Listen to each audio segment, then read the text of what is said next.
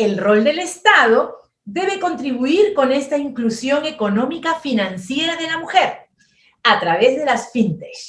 La independencia financiera garantiza la posibilidad de que las mujeres puedan tomar sus propias decisiones y sean dueñas de sus propias vidas. Muchísimas gracias. Este resumen lo hizo la licenciada Angélica Vargas, directora ejecutiva de América Solidaria de sede Perú. Adelante con el video. Gracias a nuestra amiga Rohanna. Saludos, cálidos, desde Kuala Lumpur. Warm greetings from Kuala Lumpur, Malaysia.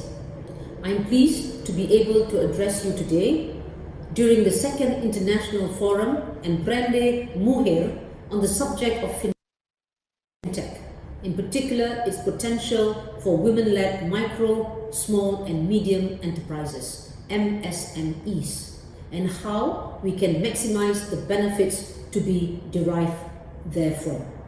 Women-owned MSMEs have the greatest potential to benefit from ICT to help overcome the typical barriers to expansion and growth. Many women, especially in the rural and remote areas who wish to start enterprises, find it hard to access finance because they do not have what banks need to make lending decisions, namely prior financial transactions, which banks traditionally use in risk-based lending, and real estate, which banks in many developing economies accept as collateral for loans. Fintech can enable banks to undertake more risk-based lending to these entrepreneurs by facilitating the collection and use of data, such as mobile phone payments, utilities payments, and payments for other services that can provide lenders with information on this potential borrowers that can be used to assess their credit worthiness. Fintech can also enable women in rural and remote areas to open accounts and to undertake transactions with financial service providers through mobile and internet devices without the inconvenience of visiting physical bank branches in person. Ladies and gentlemen, studies on MSMEs and women-led enterprises have revealed that lack of affordable payments infrastructure that supports low-value transactions inhibits participation in digital commerce and is an economic opportunity cost for micro and small entrepreneurs. MSMEs and women-led entrepreneurs are looking for integrated solutions that provide in-a-box features and remove both perceived digital access complexity and capital costs. Micro and small, and in particular women-led entrepreneurs, report their biggest need is to grow their business beyond their geographical limitations imposed by cash foot traffic operations, and that they look to solutions and services that offer them needed expansion opportunities. Trust and literacy issues need to be overcome with very specific focus on upskilling and reskilling targets. Ladies and gentlemen, digitalization is about building enterprise capabilities, and it is about understanding interconnection and the drivers of capability. So, how then can we maximize the potential of fintech?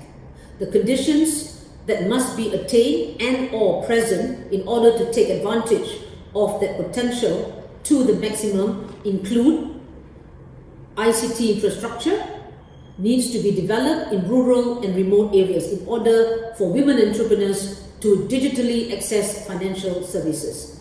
Digital ID and digital KYC, know your customer, to facilitate onboarding and greater trust in digital channels for financial transactions.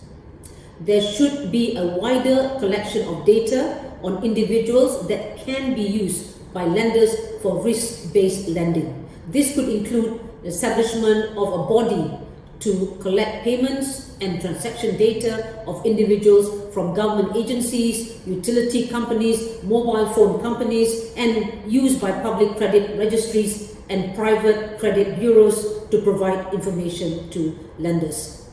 There should be linkages between NGOs and microfinance institutions working with rural communities and women micro entrepreneurs with fintech companies and banks to develop specific financial products tailored to the specific needs of the market.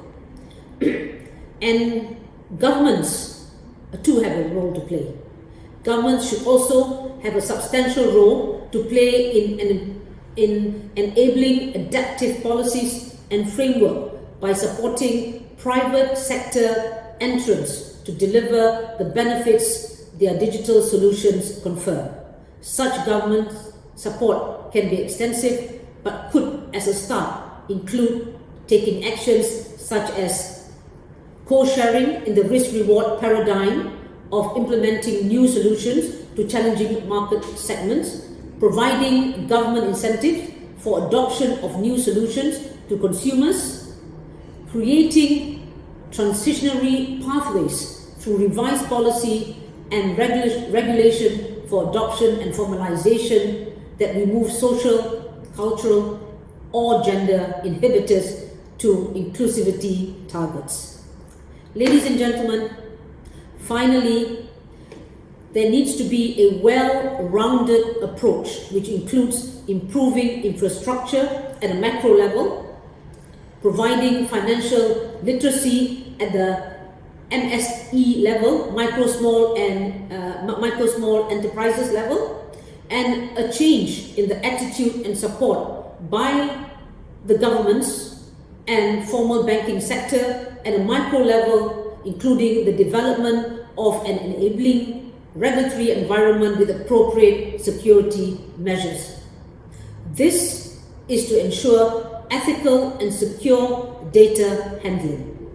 Fintech enable financial inclusion can help women in developing a better psychological state by enhancing their sense of self-worth, financial independence, and the right to control their lives. And on that note, I thank you very much.